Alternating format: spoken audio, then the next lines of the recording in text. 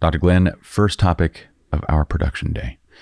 Let's jump straight into deeply rooted marital issues, infidelity, affairs, all of that. This does not sound like a morning topic. It's not a morning topic. It probably shouldn't be the very first topic on our production day, but it is. So we have been talking about the subject of infidelity, affairs, deeply rooted marital issues, all these type of things for quite a while on the podcast.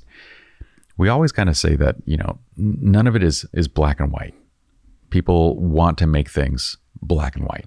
We want to say you should never get divorced, but we know that's not really a good piece of advice. Yeah, because if you're unhappy in the marriage, why should you stay? I think we should clarify even on that too, right? Because I don't think happiness should be the ultimate goal of marriage or any relationship that we create.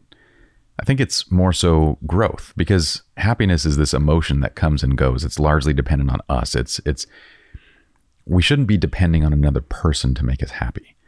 No, I agree. Like if you say happiness based on emotions, that can never be achieved, right? That's why like addicts keeps, chasing that high, which is only temporary. Happiness is a space of life where you feel content with what you're doing in your life. Yeah. So I just want to clarify, because I think it can be easily misunderstood that what we're saying is like, well, if you're unhappy, then you should leave, right? Not necessarily. It's more so that what we're saying is like, if you are consistently, like if this is just a relationship that makes you unhappy, it's consistently unhealthy, then we're saying that there shouldn't be a moral obligation to stay, especially in situations where the other person checked out, the other person is, doing whatever, all that kind of stuff. But I just wanted to give context on what it means when we say like, if you're unhappy. Yeah, I think what we're saying is, you don't need it for survival. Like, yes. In the past, you had to be married and you had to do it for financial means and to live and survive. We're evolved in the space where it's a quality of life decision now. And if your quality of life with this person is not improving, or it's actually hurting your quality of life, then it makes sense that you should not stay. Yes, because we know now we have empirical data on the fact that an unhealthy marriage will reduce your lifespan 4 to 8 years. That's crazy. That's a lot. Up to a decade shorter of a lifespan in an unhealthy marriage. An unhealthy marriage will, and I think this goes for basically any unhealthy relationship with someone that you're close to, but it's going to diminish your immune system response. So by up to like 35%, you will get sick more often. When you do get sick, it's going to be more severe. So when we look at this, we're looking at it from the topic of like, okay, it is possible to just simply marry the wrong person. In fact, we would argue probably that the majority of people are set up in a way, our background experiences are set up in a way to lead us to the wrong relationships. Yeah, or relationships that require, healing yourself. Mm-hmm. And then once you get to that space, then seeing if you can build a quality of life with that person. Absolutely. So I want to clarify that before we get into all these conversations, that we come from the standpoint of kind of neutrality, that like, look, if there's something healthy there to be built upon, if there's something that can be repaired, if both people are in this, I think I'm always going to lean towards let's make it work. If we fundamentally, and what would you lean towards on that side? Especially like if we're talking about situations where we have children involved, all that kind of stuff. If both people are in it, what would you say? So this is my thing. Like, I feel like regardless, and with all the people that we've seen, if they're in a healthy space, whether they leave or go, it will be the right decision. So it's just getting that person into the right space. Emotional space, headspace. Mental, emotional headspace where they're in a very healthy space. They're not coming from this desperate space. Then they know the right decision to make. And you can tell, like, whether they say, I'm going to leave or I'm going to go, it feels right because they know that that's right for them. Mm-hmm. I guess I want to share that because I want people to understand that we're coming from it from a very neutral standpoint, that in what we want to look at is a situation and say, well, what is the likelihood of it becoming healthy? And we're going to base our suggestions on that. Just, we're not biased towards one side of you need to stay and do this or you need to go. But we're also saying that we're not following societal standards that have been passed on and regurgitated over and over, this mentated thoughts. Absolutely. Where we're transcending that and we're basically saying, no, like examine your own relationship and from this quality of life standpoint, make the best decision for you. Absolutely. And that nuanced approach is also how we approach the subject of affairs, right? Because when there is infidelity within a relationship, we want to look at the relationship as a whole and see like, well, what is there? Like, what is the pretext for this happening? And before we actually make a decision on it, or before we give advice saying like, okay, this is likely what's going to happen going forward, or this is, you know, a thought on what you can think about doing, we need to look at the entire situation. Absolutely. You have to look at it in context as a whole. Like, it's not just this person as a sex addict. Correct. Or they're just a horrible person. It could be like there's unhappiness in the marriage. You know, we're not connecting. This person was seeking something that was missing in the marriage. There's a lot of different components that are involved. Yes. Those kind of nuanced conversations, I find, do not go so well in our 30 to 60 second shorts. You can't cover that in a minute. Come on, man. We keep trying. And I told Anthony, I'm like, we need to stop posting about cheating and infidelity, because it's impossible to get people to understand what we're trying to say. What we're trying to say essentially is that in the same way of like looking at relationship advice, right? It shouldn't always be advice like, don't ever get divorced. These black and white answers that we go to, they're incorrect, they're inapplicable, they're not helpful in any way. And we have that same thing on the subject of affairs, right? Like, once a cheater, always a cheater. We have, you know, if someone does that once, they're going to always do that. Cheaters are assholes. None of that is really true either, because people can cheat for a variety of reasons. And the common thread across them is that those individuals are not dealing with their problems directly, and they're doing it in a manner that's hurting the other person, no doubt. But they could be doing it for a variety of reasons. No, agreed. And ultimately, the core of this is that there's just unhappiness in that relationship. Mm-hmm. So we're going to look at 3 different case studies that were submitted. I actually read this over this morning. I'm like, all 3 of these came from women, and I didn't do that intentionally. I'm not trying to prove a point. I think it's because like a lot of our guy readers, they'll write something in and they'll say something like, I'm having issues, man. Help me in my marriage. I cheated, bro. What do I do? There's not a lot to discuss. These 1 or 2 line answers. Yeah. So if you want us to bring, you know, a situation, a case study onto the podcast, you can send it to us via DM on Instagram at 12 Week Relationships, or you can send us an email, contact@12weekrelationships. We'll keep everything anonymous. So we're not going to talk about any names or anything. We're just going to walk through the situation and kind of analyze it. And that's what we're going to do here. So we have situations where we have deeply rooted marital issues. We have infidelity issues across these 3 different examples. Let's just get into the first one. Okay. I think this was in response to one of our videos on like, people have a variety of reasons to get divorced, to cheat, one of those subjects, right? But she said this is too close to home for me. I'm married to a man for 16 years who lacks the definition of marriage. There is no trust, no romance, no communication. And the only reason I stayed with him was because of my children and my principle of it all. I married the man, so I stayed. In 2018, I knew it was over. Fast forward to 2021, I had to make a difficult decision to divorce. Last year, I found someone who loves me for who I am. He's a man of God, who for 10 years became a friend, the closest to me. I told no one of my unhappiness with my ex-husband and the struggles that we had over the years, but told my family and best friend about the new person in my life, and they all disown me. Here I am in therapy, deeply hurt, for whatever reason, feeling the guilt of my divorce or guilt of divorcing my husband. The site is helpful, thought-provoking, and realistic. Thank you for saving my life. That was a sweet little line at the end. Thank you for saying that. Okay. There's a lot here. I agree. You want to start? Well, number one, from this person, it seems like she really tried to make this marriage work. She knew that there were issues. She was prioritizing the kids. She gave her effort. It looks like she was being introspective and she was working on herself. She committed a lot of time into this relationship. Ultimately, she got to a place where she felt like, I just can't do this anymore. Mm-hmm. They divorced. She had a friendship with this person. There was no infidelity that took place. A romance developed after that. I don't see anything wrong with that, right? Like it seems like she, tried her best. And then it seems like the family around her, they're probably giving her like very generic, possible like Neanderthal advice. Like, you should have stayed married, or what are you doing? Or you were probably cheating with this person beforehand, and they're making all these accusations, possibly. saying that you shouldn't do that and this is wrong and that you're the cause of the problems of the marriage. Maybe you're with this person. But ultimately, it's her choice. It's her happiness. And this is the one thing I would tell her. It's hard with family and friends and people that you're close to. But ultimately, you have to be introspective and look at them and say, what I want their relationship, what I want their life. And if the answer is yes, okay, then hear what they have to say. But if the answer is no, and you want something more than that, then you should start looking at other people in terms of seeking advice and support. This is such a tough one. There's so many things in here that I want to break down. Number one, I want to say that we have a lot of case studies that mirror this. And I would say that my own experience also is very close to this, in the sense of like, when a lot of us will stay in an unhealthy marriage for a long period of time because of a sense of obligation, of duty to making it work, even though the other person is completely checked out. There's, I would say my own experience is identical to this. The other person, like, I didn't have any trust. There was no romance. There was no communication.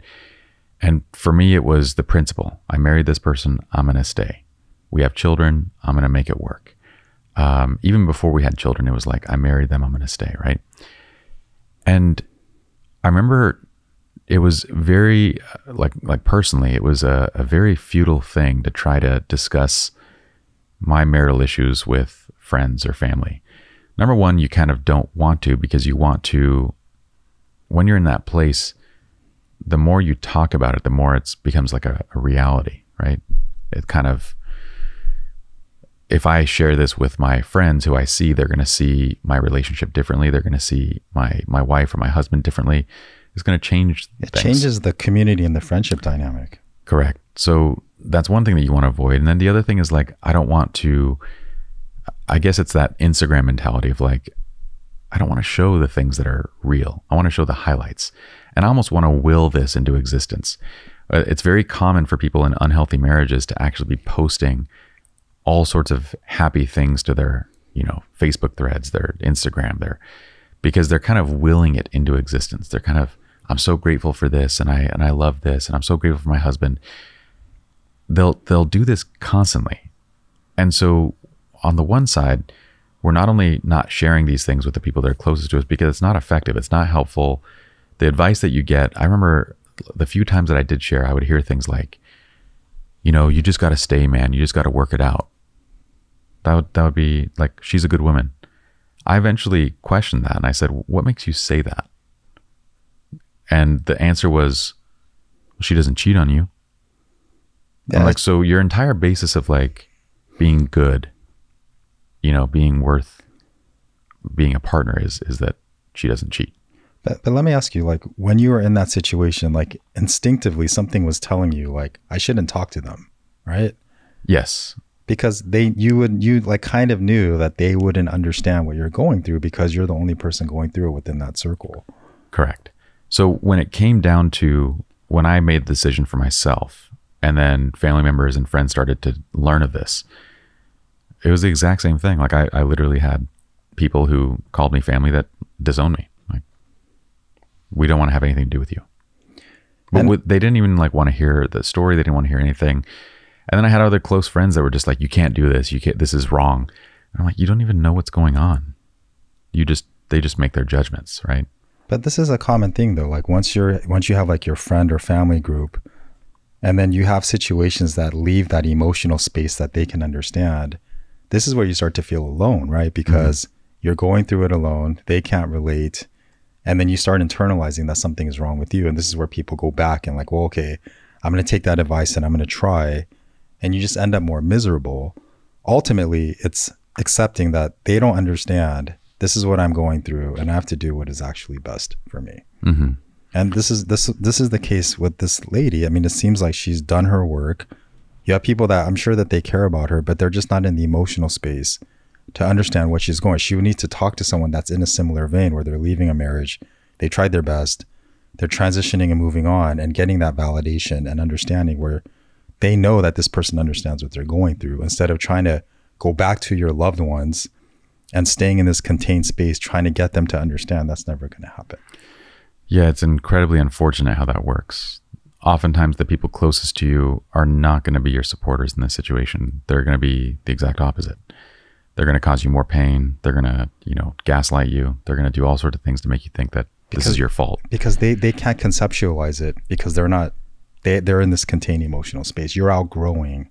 Well, it was also withheld too. That's the thing that I want to say is like, it was also withheld. It's not as if they see the relationship from the inside, right? They see, this is the double-edged sword of it, is that in these situations, we try to will the relationship back to health, right? We do everything possible. We go on more dates. We post to social media. We talk about how grateful we are. We do all this stuff to make it like, I'm going to make this work.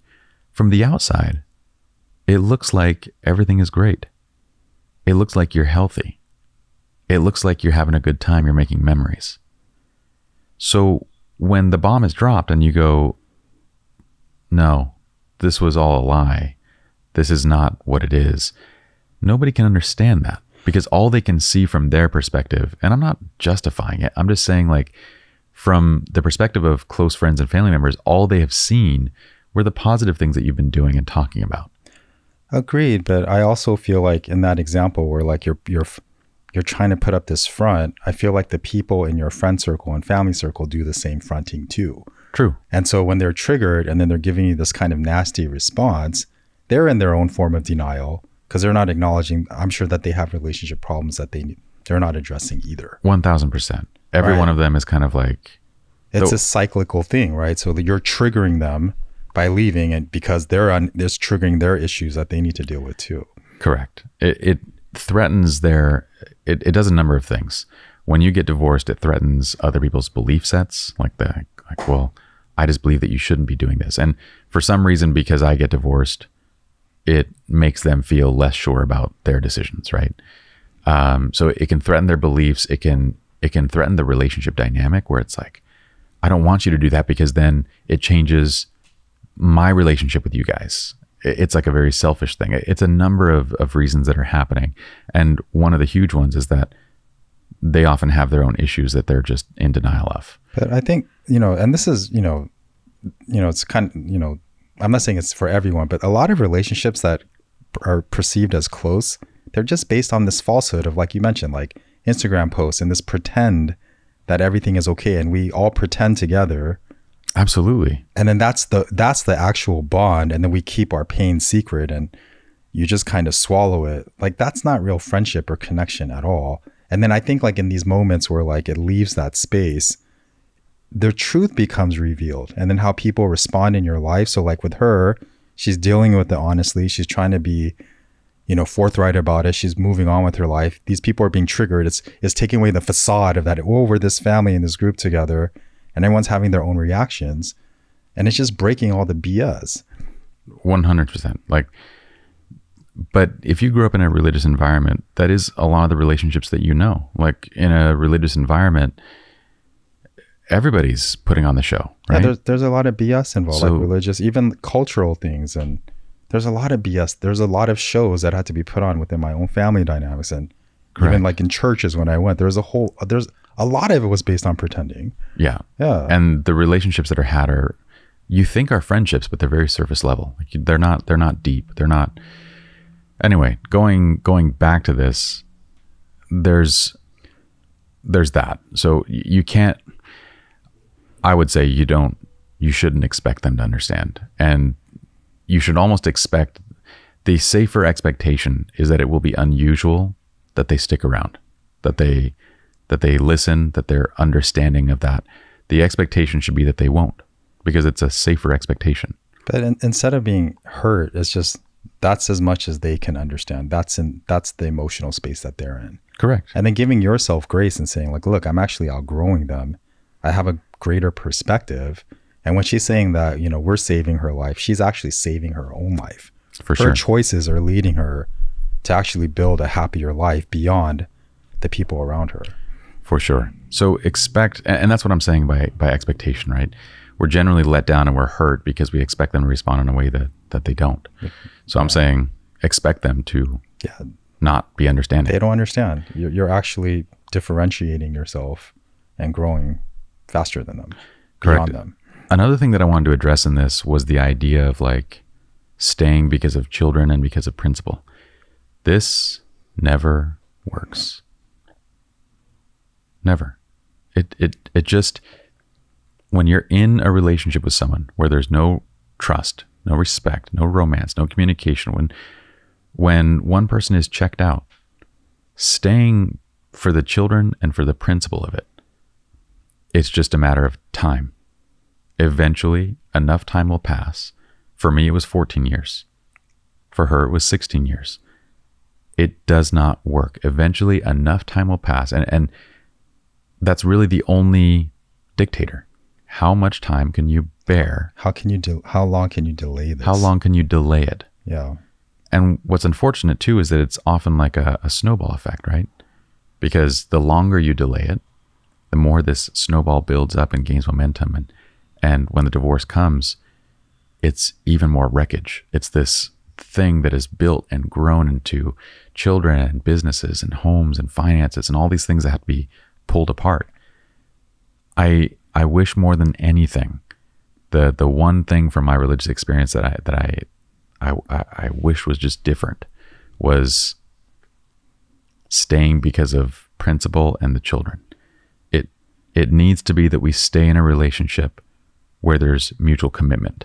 Well, this is the other thing too. Like that advice would make sense if, even if you're miserable in a marriage, you're doing it for the children and the children turn out healthier and they're living really healthy lives. But that's not even the case, right? Because even though you're staying together and then people will credit you like way to suffer through, and you get that advice like way to suffer like through, you're doing good. You're doing the right thing and you're putting your kids first. You're amazing. But in truth, you're ending up more miserable. Kids are internalizing everything that's taking place. And then you watch their relationships, because now this is being passed on. They're going to have unhealthy marriages. So what are you actually saving? And then you mentioned all the things that are built up over time. You're just setting it up to be even more destructive and more painful and causing more hurt. Yeah, this entire concept is what leads to generational trauma. Exactly. It's just being passed on. And then the same advice, the same BS advice is being passed on over and over and over again. Yeah, there's an interesting thing that happens that I remember more than anything, because when I did start my divorce process, I was still religious at the time. I would say I was spiritual, but I still went to church, right? In that time, the thing that I heard more than anything was you need to stay for the children. Constantly. And what people don't realize is that every time that they would say that to me, this was 15 years, 16 years into my, psychological journey of learning psychotherapy and all these different things. And so whenever they say that, and I knew enough about them to know, holy shit, that is your choice. You've stayed because of the children. And then I could look at the children and see just how messed up their lives were. And I would sit here and think, how is it possible? Your kids are divorced. Your kids have left religion. Your kids want nothing to do with you. Your kids are so dysfunctional. And yet here you are in your 50s and 60s telling me that you did it for the children. To stay for the children. Yeah, like how disassociated are you from reality? Yeah, it's wild, because yes, your children will learn something. They will go through a difficult time in your divorce. They're going to learn something in that process through that divorce. And what they learn is going to be dependent on the parents, right? But either way, even the easiest divorces are a tough transition for children. The toughest divorces can be just downright nasty for kids. 100%. There's no argument there. But what we're failing to recognize is that staying together in an unhealthy relationship, the kids are learning just as much. They're being damaged just as much, if not more. If not worse. And then if you separate in a healthy way and both of you are living healthier lives, and then they can see that actually, okay, relationships sometimes don't work out, but look, you can move on and still have multiple families, and this can be a great thing. They're going to grow from that and become healthier. Correct. In fact, even if one household is healthy and the other is unhealthy, the kids are better off. If you have, assuming that you have equal, like it's by law, you should have equal time with the children, unless you give up your time or give up your right for that. But even if one household is healthy and the other is unhealthy, that is better than 50% of your time in a healthy household is better than 100% of your time in an unhealthy one. Agreed. How in the world do people misunderstand this? I don't know. But this is where like people, you know, mentation happens, where people just regurgitate information that they're fed over and over. They don't question it. They don't think about it. Well, you stay for the children. This is what you do. You stay committed, and people put all their faith and they live it as a truth, just like that person did, right? Even though everything is falling apart, and then their kids are not, your kids are not talking to me, but I did the right thing. They put so much faith into something that's just literally not true. They're just regurgitating information that's false. Yeah. That's ignorance. Complete ignorance. So on that idea, hopefully people that listen to us understand that like staying together because of the children and because of the principle of it is a one-way road to self-destruction. Eventually it's going to come crashing down. And when it does, it's going to be that much worse because you've delayed it all. So that needs to be completely rewritten. We need to think of it as we stay together so long as we're mutually committed. As long as we're both moving forward and committed to this relationship. Agreed. And then as far as Anonymous 1 is concerned, she's saying that we're saving her life. She's saving her own life by moving forward and outgrowing the people around her. Absolutely. The last piece of this that I wanted to mention. So the one complication of this that makes it difficult is we go back to, look, on the outside, friends, family, they all perceived that everything was fine. We don't share those things with them, right? Well, you just so happen to end up with a person that everybody likely knows. If this guy has been, you know, you're one of your closest friends for 10 years, whether or not you had any inappropriate conversations, whether or not there was an emotional affair, whether or not any of that stuff happened, if that person has known you for 10 years, it's very likely that the people around you know that person. And the perception of it is what they're holding on to. You divorced, and then you ended up with this person. So the outward perception of it was everything was going great. And then she ended up with this person that is one of her best friends. They must have been having an affair. They must have been doing something. They must have, you know, been talking. It must have been inappropriate. That's the first place that they're going to go in that thought process. Yeah, and that's unfortunate. But, you know, once again, reading what she wrote, it seems like this is, you know, you can kind of tell the way that they would write something. If she was just jumping from that relationship, you can kind of tell in the writing, right? Like, oh, I knew this is the one, and I just knew, but it's wrong. And there's a hurriedness in the speech. This is well thought out. Like, she tried, she left, she's in therapy, she's working on herself, she's being introspective, and this relationship occurred. Like, I see nothing wrong with that. No, and so based on what she's explained, there is nothing wrong with that. Yeah. You have the right to feel deeply hurt because what you've learned in this process is that the people that you thought were close to you are not, that they don't truly, they only support you so much in that you support the things that they think you should do, the way that they think you should live your life. But also your experience is expanding beyond their capacity of understanding. So your mental and emotional expansion is going beyond that, and they can't comprehend it. Correct. And neither should you feel guilty of divorcing your husband.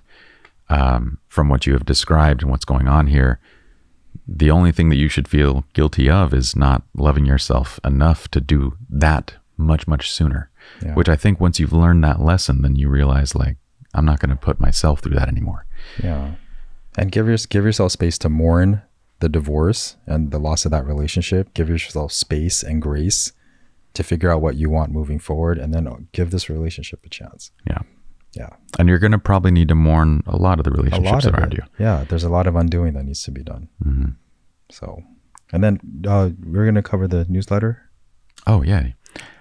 Before we get to question number 2, if you guys haven't already, jump onto the newsletter. In fact, if you actually go to 12 Week Relationships on Instagram, from our bio, you will find a link. The link is to download The Secret to Healthy Relationships. It's our free guide, completely free downloadable, which is kind of walks through our process of like core value focused therapy and what it is. It'll help you to understand your own core values, or at least it's the first step in that process. It'll also help you to understand how do our core values affect all of our relationships around us. So that guide's completely free, and also by downloading it, you get into the newsletter. So that's the easiest way. The newsletter is awesome. It's just weekly, fantastic tips and insights, and no spam. No spam. Okay, let's get back to question 2. from Anonymous. Surprise, surprise. Hey, Doc. By the way, people often think that I'm the doctor. You are a doctor. You're the doctor of love, man. The doctor of CVFT, baby. It goes the other way around. No, man. You're a doctor of love. No. I'm the love doctor. Oh, okay. All right. Yeah. I'm the like doctor. I like to talk more about, all sorts of relationships. You have depth, man. The doctor of knowledge. Anyway. Man. Hey, Doc. Saw your episode on cheating on your spouse. So what if you made a one-time mistake, but don't want to leave your partner and the child that you had with him? Also, he's a good man and a very simple guy. Wouldn't want him to know, as he'll get hurt and will not let me see my child again. So do you tell your husband or not that you had an affair? Well, I think a couple of things. The way that this is written, it's more about like, well, my husband's not going to understand and he's not going to let me see my kid.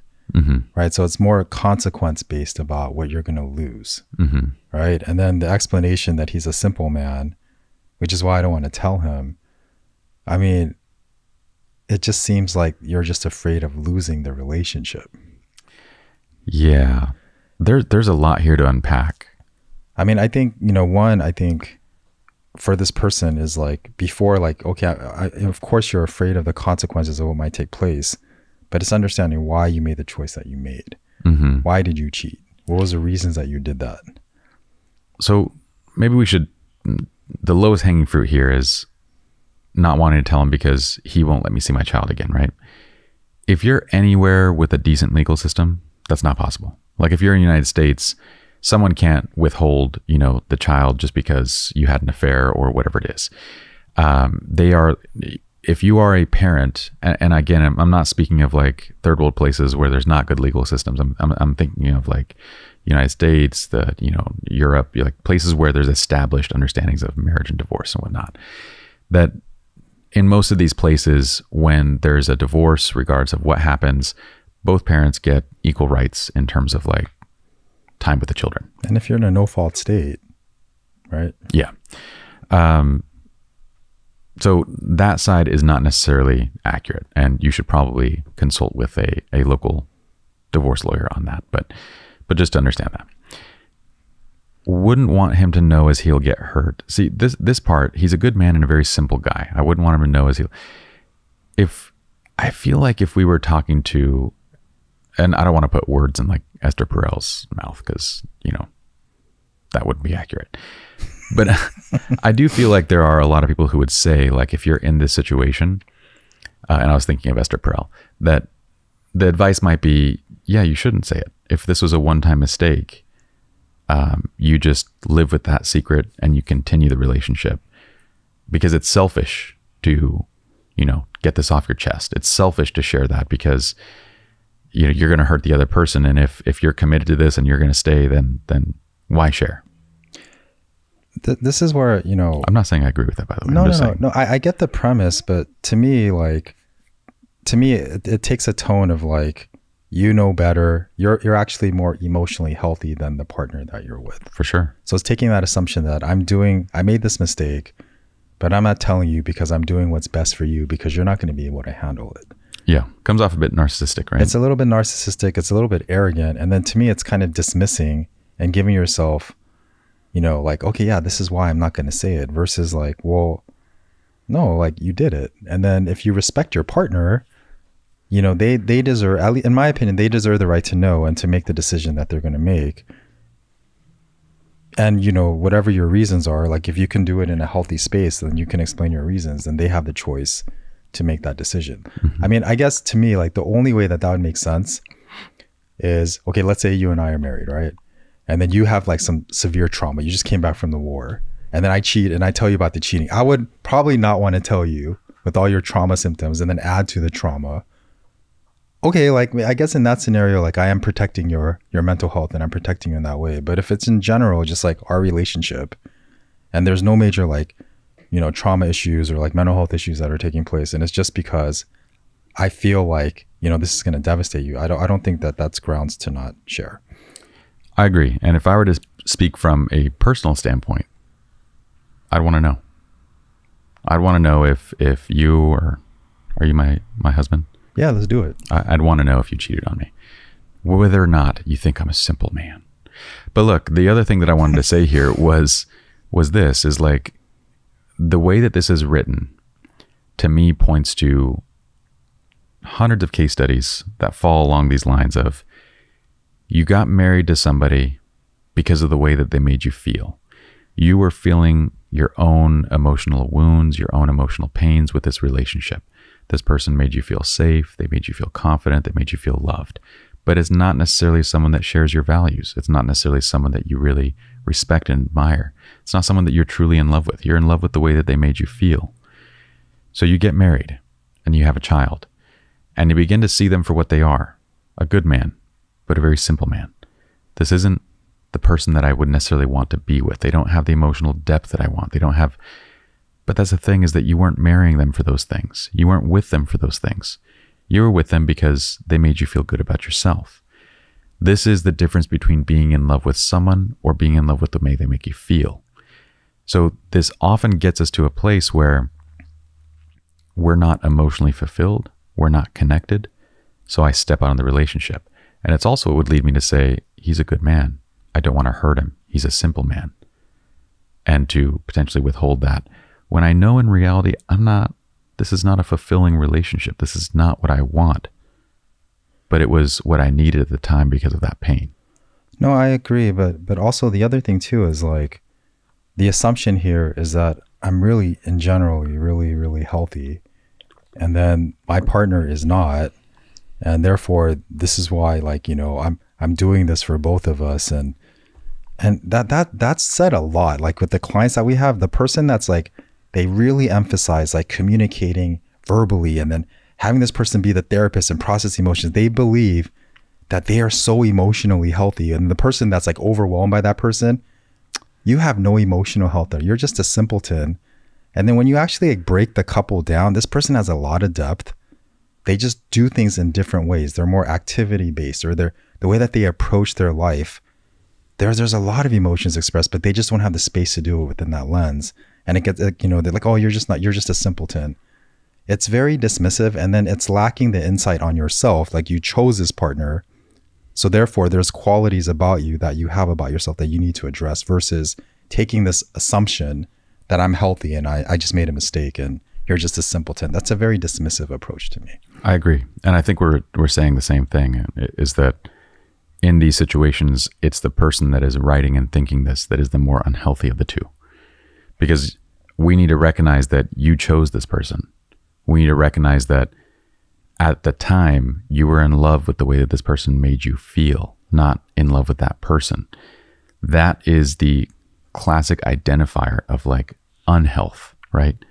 We love someone for the way that they fill our gaps, for the way that they make us feel good about things that we're insecure about, things that we need to manage on our own. So we push off that personal work. We push it off because we have this relationship that fills those gaps until later you get to this place. And I would say that based on case studies, he's probably a good man and he's probably a very simple guy, but he's also probably more emotionally healthy and in a place where he didn't create the relationship for necessarily the same reason. He created it probably because he actually genuinely loved you. But he's also probably living his truth, right? I mean, exactly. Like for me, like if I'm this person, I would have to, like, I would come to you and just be like, this is why I did what I did. And it could be maybe I was unhappy. I don't feel connection, or, I made a mistake, but I really care about you and the relationship. It was a really dumb decision. It's my lack of effort that I'm putting in. I'm not understanding you either.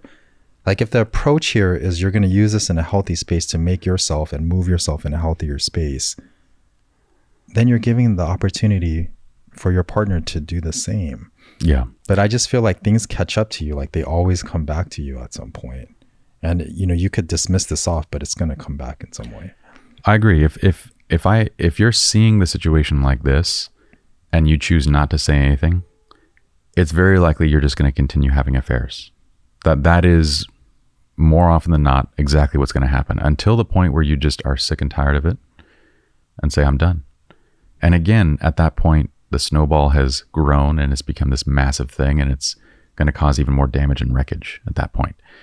So if you're serious about staying, my thought would be, say what happened, give him the opportunity to work through it, to process it, give him the respect of that. If you're not wanting to stay, leave. Agree. But also when you're having the discussion, you can't just be like, hey, Pye, I left you because, you know, you're a simpleton, bro. So this is why I do it. It's got to be like, no, I made a mistake.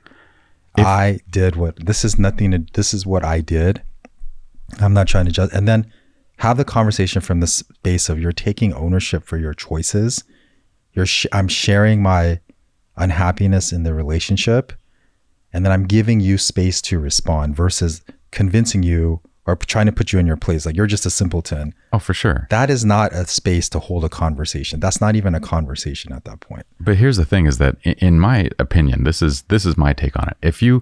If you're done with this relationship and you figure out that, oh, I can see my child again, so that's not an issue. We're going to both have, you know, half custody of the child. And you decide, I'm done with this. You know what the kind thing, in my opinion, would be to do? What? To ask for the divorce and not share the fact that you had an affair. You're getting a divorce. This is me. This is my issues. I need to figure myself out. This is not on you at all. That would be the kind thing. That's if this person wants to leave. But the way I was reading it, I think this person wants to stay, right? Well, the criteria of staying was that, to me, it felt like the criteria was staying was that I don't want him to get hurt and I want to continue seeing my child. Yeah. And to me, like, you know, I'm taking like a big leap here, but like with clients, when people deflect to this other person, it's because they don't want to leave, in my opinion. I don't think she wants to leave. It could be. Yeah. It could be. She said, I mean, she did say, but don't want to leave your partner and child you had with him. He's a good man and a simple guy. Wouldn't want him to get hurt. We're probably reading into this, but I saw that and will not let me see my child again. I think that's playing a big part in the decision to stay. Yeah. And so that's why I'm kind of saying that. Agreed. Okay. We have belabored on that one a little bit. So let's go on to our last one. This one comes from Anonymous. Anonymous number 3. Anonymous number 3. I'm a woman who didn't want to have sexual intercourse, but did heavy petting, make out. I feel like that's a religious term, heavy petting. Every time I hear heavy petting, I think of like church. I didn't want to have sexual intercourse, but did heavy petting, making out with 4 partners over a period of 8 years. All of this was in retaliation to my husband having sexual relations with 2 of his ex-girlfriends after our marriage. The first affair was for 1 year and the others 5 years long. Both long-distance relationships until I found out. To me, it was about seeking validation or revenge for cheating, but also not stooping to my husband's level by having sex. My affairs were not found out, and my partners did know that I was only in it. For that, I guess, briefly. Both of us are working through the marriage with therapy and counseling now. Are my affairs any different or worse than his? I feel like, you know, that's not the right question to ask. Like, I think the question to ask is, because this is becoming like an argument, right? Like, who's worse than the other, which is not going to lead anywhere. Totally. The whole point is that he cheated, you cheated, right? There's unhappiness in the marriage. There's a lack of trust. You guys are going into this therapy space. And I think the question to ask is, why were we cheating? What are the things that are unfulfilling in our relationship? And, you know, what can we do to individually take accountability for our own issues?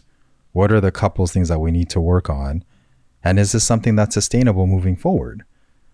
That's where this needs to go, right? Because this is one of the biggest things that happen in therapy is people assume is they shrink things down into an argument space and they think that they're being healthy and that if this gets addressed, then they can move forward.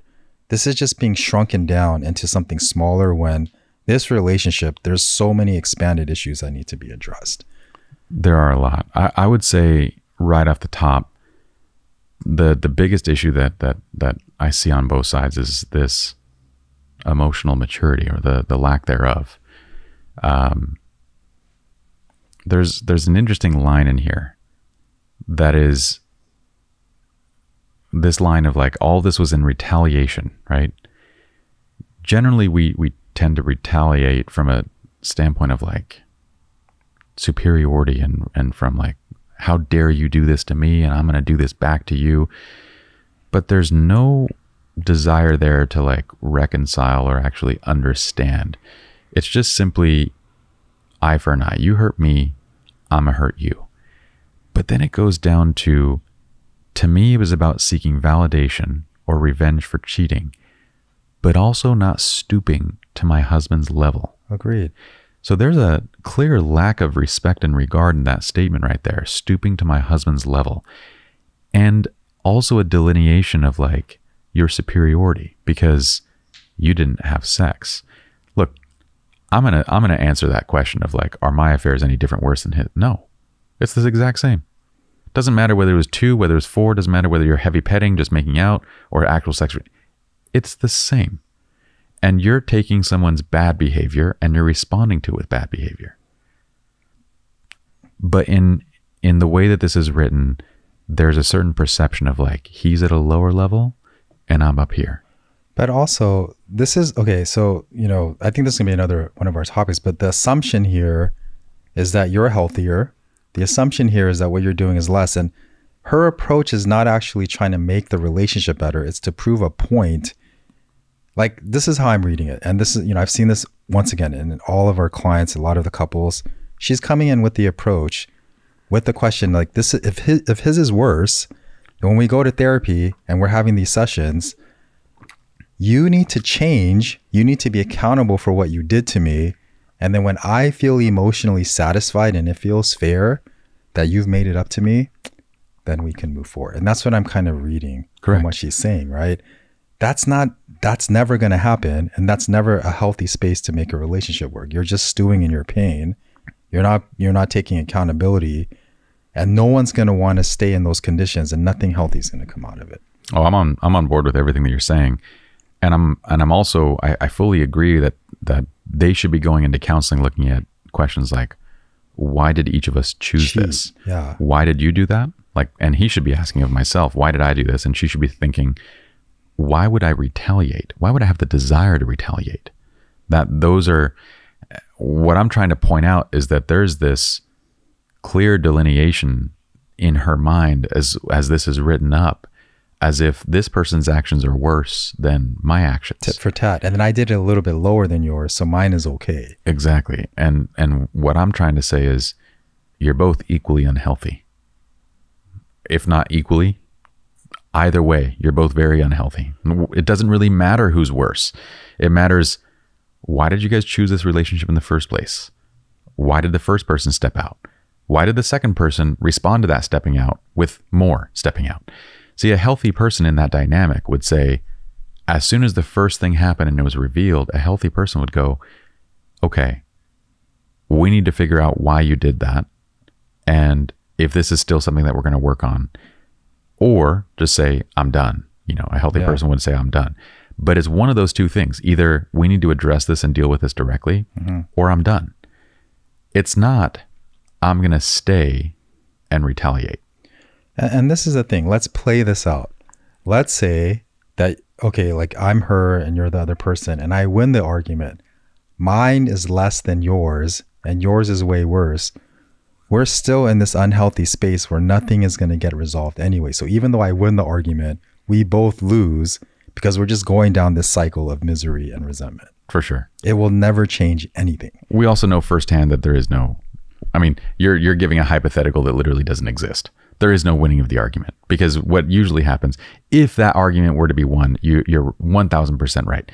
We're still in the exact same spot. You're going to hate me more. I'm going to feel more convicted. And we're still in this loop of pain and blame. That's never going to solve anything. But in practice, in clinical practice, there is never a situation where that's satisfied. There's never a situation where like, okay, we've resolved it. Your pain, your acting out is less than mine. Well, this is the difference between our approach and traditional therapy. Is like in the traditional counseling session, it's like, okay, let's use your voice. Let's use this. Let's communicate these needs out. Versus like in our coaching, like this whole thing is unhealthy. Do you guys want to continue to do this where both of you guys lose, or can we move on? Yeah. right? So that's kind of the difference and distinction. To put it like in like colloquial terms, Yes. I would say if they were at traditional therapy, they would, might be asked something like, tell me, how did you feel when he betrayed your trust and stepped out? And tell me how you felt when you learned that she went out and did these things. And let's talk about those emotions and those feelings. And our approach would be, what the fuck? What are both of you guys doing? This is both off-putting. You guys are both in your wounds and nothing's going to be. So when the hell are you going to wake up? Yeah. Why did each of you do those things?